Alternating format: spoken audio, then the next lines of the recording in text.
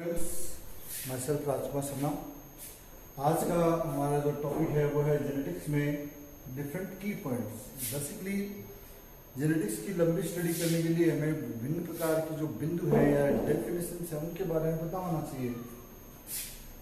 Genetics में यदि terminology का ध्यान नहीं है या हमें उसके बारे में नॉलेज नहीं है तो हम थ्योरेटिकली काफ़ी वीक हो जाएंगे। तो आज हम कुछ बातों के ऊपर डिस्कस करेंगे, उनके बारे में जानने का प्रयास करेंगे और उसी से रिलेटेड हमारे टॉपिक हम स्टार्ट करते हैं।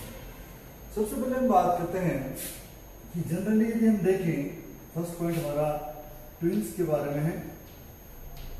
ट्विंस आप जानते हैं जुड़वा बच्चों को कहते हैं, जुड़वा जो भी हो वो ट्विंस कहलाएगा। जनरली आप सभी जानते हैं कि यदि एक सेल और स्पर्म का फ्यूजन हो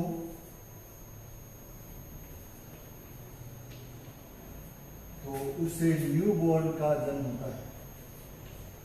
न्यू बॉर्न बेबी इसका जन्म होता है। ये नॉर्मल फिनोमिनन है, सामान्य घटना है। लेकिन ट्विंस के केस में थोड़ा सा अलग मामला है। हम ट्विंस के बारे में बात करते हैं।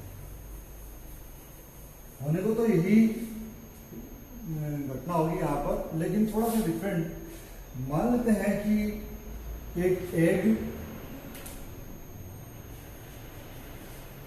और स्पर्म ने फ्यूजन किया, आपस में ये फ्यूज हुए और फ्यूज होकर इन्होंने एक जायगोट बनाया। ये एन होता है, ये एन होता है, तो ऑब्वियसली ये 2n है। ये 2n जायगोट है। यदि ये केस फर्स्ट हम देखें, यदि ये सीधे ही न्यू बॉर्न में कन्वर्ट हो जाए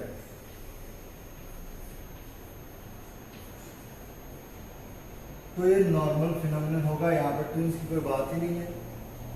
एक एग और स्पर्म के फ्यूजन से एक बच्चे का निर्माण सभी जानवरों में। लेकिन केस 2 की स्टडी देखिए, यहाँ पर जायगोट जो है वो स्प्लिट हो जाए, उसमें क्लीवेज हो, क्लीवेज होकर उसके 2 भाग बन जाए, इसे क्लीवेज कहेंगे।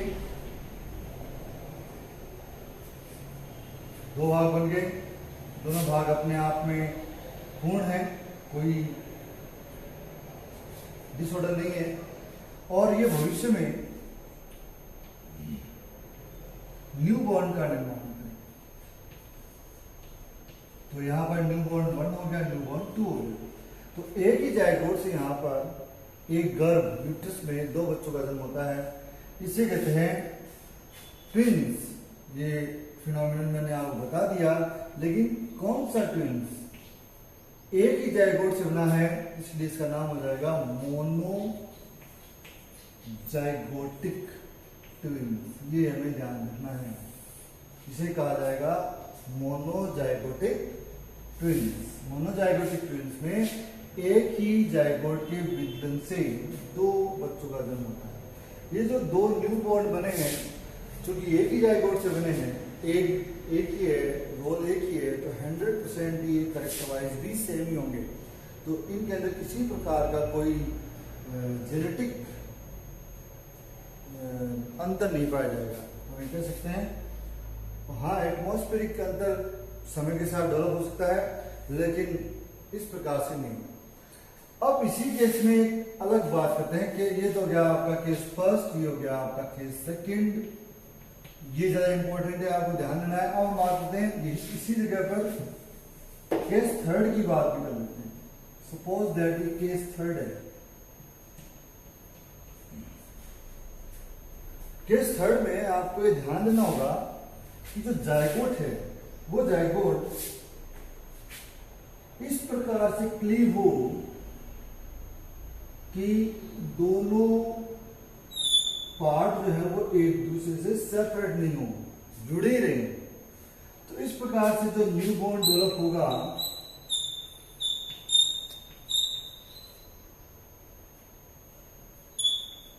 वो कहीं ना कहीं से अटैच रहेगा, चाहे सिर से रहे, चाहे कंधे से रहे, चाहे पीठ से रहे, चाहे पेट से रहे।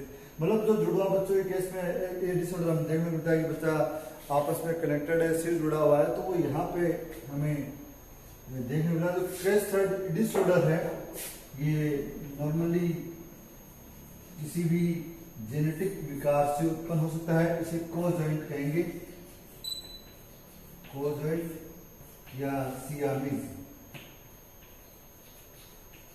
तो ये हमारे पास 3 केस है इस वक्त आपके सामने है ट्विंस के मामले में। अगर नॉर्मल है तो ये नॉर्मल केस है, तो सामान्य घटना है ही, लेकिन यहाँ पर ये सामान्य घटना है, थोड़ा सा अलग, ट्विंस लेकिन हेल्दी, यहाँ भी ट्विंस लेकिन जुड़े, तो ये डिसऑर्डर है।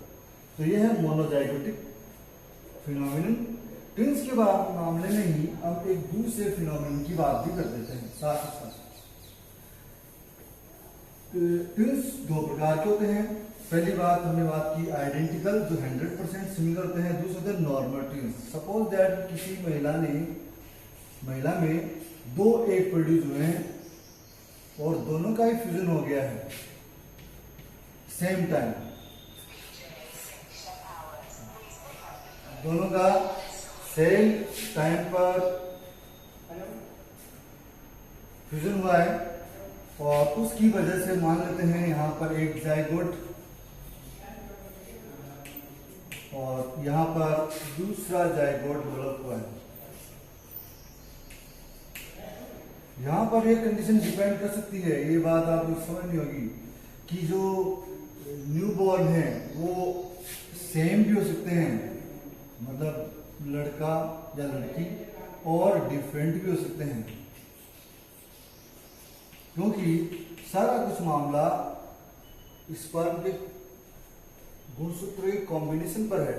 तो ये दोनों एक साथ होने के बाद भी करेक्टर वाइज डिफरेंट हो सकते हैं। हाँ, ये जरूर है कि एक ही यूट्रस में होने की वजह से इनके बहुत सारे गुण मिलेंगे, लेकिन एक्स वाई या एक्स एक्स का कॉम्बिनेशन अलग होने की वजह से ये 100% सिमिलर नहीं होंगे।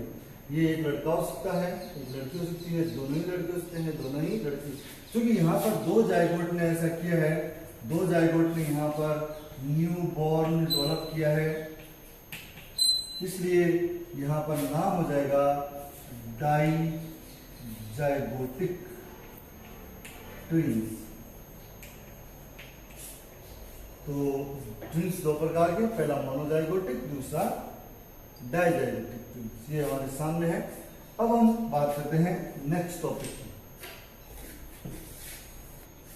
अब नेक्स्ट टर्मिनोलॉजी की जो बात है वो करते हैं क्रोमोसोम के रेफरेंस में। आपके सामने अभी 2 क्रोमोसोम बता रखे हैं। ये सपोज दैट क्रोमोसोम नंबर 1 है।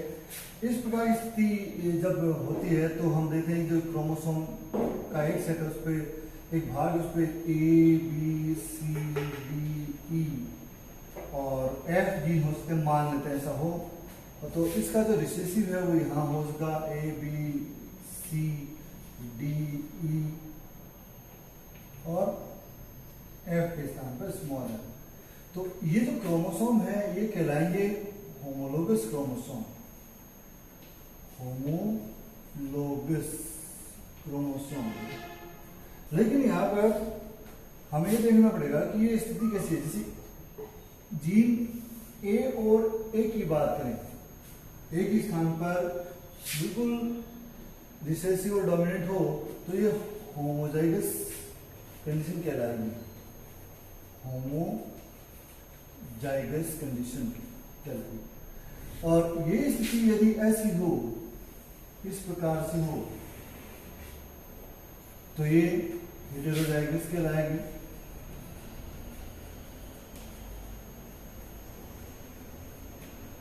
हेटेरोजाइगस कंडीशन ये भी हो सकती है इस प्रकार से, ये भी हेटेरोजाइगस के अंदर ही आएगी। अगर यहाँ पर कोई दूसरा, जैसे ये क्रोमोसोम है और इस क्रोमोसोम की इस स्ट्रक्चर के बारे में बात करें तो ये भी हेटेरोसोम्स के नाम से ही जाने जाएंगे। तो होमोजाइगोटिक या हेटेरोजाइगोटिक या हेटेरोसॉर्म्स जो है वो डिफरेंट होते हैं, इनका आपस में कोई लिंक नहीं होता और कैरेक्टर वाइज भी ये बिल्कुल डिफरेंट गुण रखते हैं। लेकिन होमोजाइगस एक दूसरे से जुड़ते हैं होमोलोगस क्रोमोसोम पर ही होते हैं, ये हमें ध्यान रखना होगा। होमोलोगस क्रोमोसोम के अंदर हाफ क्रोमोसोम आपस में जुड़े होते हैं। लेकिन कुछ क्रोमोसोम ऐसे भी होते हैं जिनके अंदर स्ट्रक्चर में चेंज आता है, जैसे कि मनुष्य का एक्स और वाई। ये मनुष्य का एक्स और वाई है, तो यहाँ पर हम देख पा रहे हैं कि ये स्थिति है ही नहीं, एक के सामने कुछ है ही नहीं, एक के सामने कुछ नहीं है तो पैर नहीं बनेगा, और अगर पैर नहीं बनता है तो ये कंडीशन कहलाती है हेमीजाइगस, हेमीजाइगस कंडीशन। क्रोमोसोम के रेफरेंस में ये जो बातें टर्मिनोलॉजी है ये हमें काम आएगी जब हम इसके बारे में नेक्स्ट डेफिनेशन देखेंगे। तो डायग्रामेटिक अगर आपको सब कुछ समझ में आ गया है तो हम नेक्स्ट टर्मिनोलॉजी के बारे में बात करते हैं, वो हम अभी के अभी इसके साथ ही समझने का प्रयास करेंगे। दो वर्ड होमोलोगस और हेटेरोलोगस दोनों की बात करें तो मैं एक को रब कर देता हूं एक बार समझने के हिसाब से। ये वर्ड बड़ा इंपॉर्टेंट है, बुक में बहुत बार आता है, होमोजाइगस।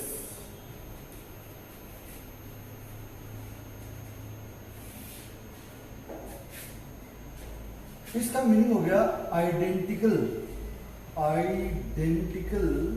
Set of chromosome. देखिए यहाँ पर आप समझने का प्रयास करें, बेसिकली यहाँ पर हमने ए और ए लिखा अवश्य है, लेकिन आइडेंटिकल का मतलब होता है कि ए के साथ ए होना चाहिए, टी के साथ टी होना चाहिए, या फिर बी के साथ बी होना चाहिए, या फिर ऐसा भी होता है कि स्मॉल ए के साथ स्मॉल ए हो, स्मॉल टी के साथ स्मॉल टी हो, या फिर स्मॉल बी के साथ स्मॉल बी हो।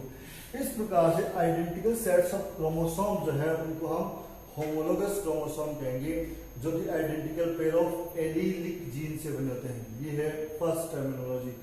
इसी को हम अगर चेंज करें, ये आपके काम आएगी जब हम मोनो हाइब्रिड और डाई हाइब्रिड और ट्राई हाइब्रिड को समझेंगे तब।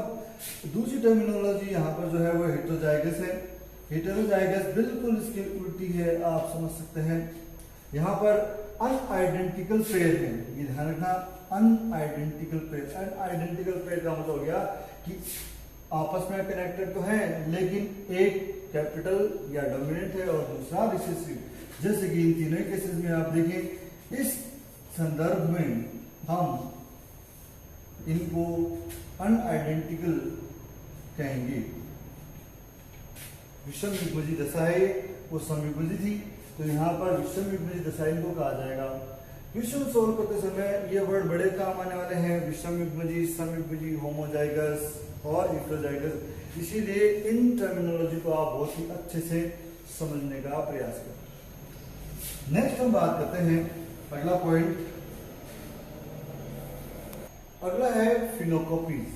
फिनोकॉपीज इसको आप ये समझ सकते हैं कि दो डिफरेंट जीनोटाइप, लेकिन इसी वजह से सेम कॉम्बिनेशन उत्पन्न करे। जैसे सपोज दैट कि कोई भी आपको उदाहरण दे कि टी से क्या होगा, टी फॉर टॉल, तो यहाँ पर कैसा हो जाएगा, टॉल हो जाएगा। लेकिन यदि इसी को आपको ऐसा बोला जाए कि स्मॉल टी क्या होगा, तो आपका आंसर हो जाएगा ड्वार्फ। आप बोलोगे यहाँ पर तो ड्वार्फ है, ड्वार्फनेस है, ड्वार्फनेस। लेकिन यदि हम यहाँ पर जिब्रेलिन का स्प्रे कर दें इस पौधे के ऊपर, इसके अंदर दोनों स्मॉल टी है, और यदि हम यहाँ पर जिब्रेलिन का स्प्रे कर दें तो हम पाएंगे कि ये भी टॉल हो जाएगा। तो यहाँ पर जीन स्ट्रक्चर का कोई रोल नहीं है, इन्वायरमेंटल फैक्टर यहाँ पर असर डाल रहा है, क्योंकि जिब्रेलिन जो है वो बाहर से डाला गया केमिकल है। तो हम पाएंगे कि यहाँ पर जो रिजल्ट है वो क्या आएगा, दोनों का टॉल, और ये हो जाएगा फिनोकॉपीज। इसी को कहेंगे फिनोकॉपीज। ये जो फिनोकॉपी है ये केमिकली अफेक्टेड है, लेकिन यदि इसी कॉम्बिनेशन को हम इसके साथ में इसको देखेंगे टी स्मॉल टी, तो ऑब्वियसली लॉ ऑफ डोमिनेंस प्रभाविता को जो नियम है उसके अनुसार कैपिटल टी आने पर स्मॉल टी का प्रभाव रुक जाएगा और ये टॉल कहलाएगा। तो क्या क्वेश्चन है कि क्या ये और ये फिनोकॉपी है नहीं, ये फिनोकॉपी नहीं है क्योंकि यहाँ पर जीन का इफेक्ट है, जीन की वजह से ऐसा हुआ है। तो जहां भी जीन की वजह से ऐसा होता है वहां पर फिनोकॉपी वर्ड यूज नहीं किया इसका। तो हम कह सकते हैं two different genotypes produce same effect, similar effect या सिमिलर फिनोटाइप कॉल्ड फिनोकॉपीज। तो ये हमारा अगला पॉइंट था। और हम इसके बाद में बात करते हैं एक दो पॉइंट की और, जो लास्ट पॉइंट अपने, एक है फिनोटाइप। फिनोटाइप का हिंदी अनुवाद है लक्षण प्ररूप। लक्षण प्ररूप जो दिखता है उसके आधार पर, हमने कोई भी पौधा लगाया, प्लांट लगाया, और उसका विजिबल कैरेक्टर क्या है, उसका ऑब्जर्वेशन या स्टडी जो भी हमें बताती है उसे हम कहते हैं फिनोटाइप। जैसे T और T और T और T दोनों ही क्या करेंगे, टॉल करेंगे, लेकिन यहां पर ये हेटेरोजाइगस कंडीशन है, ये होमोजाइगस कंडीशन है। इस बात से हमें कोई लेना देना ही नहीं है कि ये कैपिटल होमोजाइगस है या हेटेरोजाइगस। यहाँ तो इफेक्ट की बात है, इफेक्ट टॉल आ रहा है तो ये क्या कहलाएगा, फिनोटाइप। मतलब विजिबल कैरेक्टर के आधार पर जो भी स्टडी की जाती है उसे हम फिनोटाइप कहते हैं। इसके आधार पर जो भी अनुपात निकाला जाएगा उसको फिनोटाइप रेशियो कहेंगे। ये हमारे काम आने वाली चीजें हैं। और इसका आखिरी पॉइंट है genotype. Genotype study on the basis of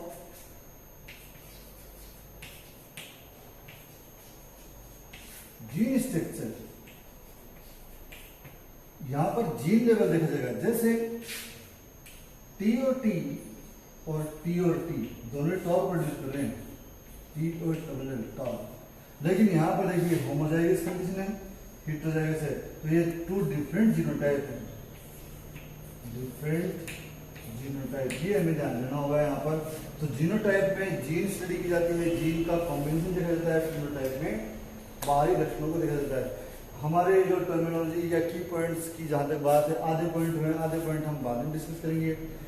इस क्लास में आपको कुछ भी समझ में नहीं आया तो आप कमेंट बॉक्स में डाल सकते हैं, और अगर आपको वीडियो अच्छा लगा हो तो लाइक और सब्सक्राइब कर सकते हैं। तब तक के लिए धन्यवाद।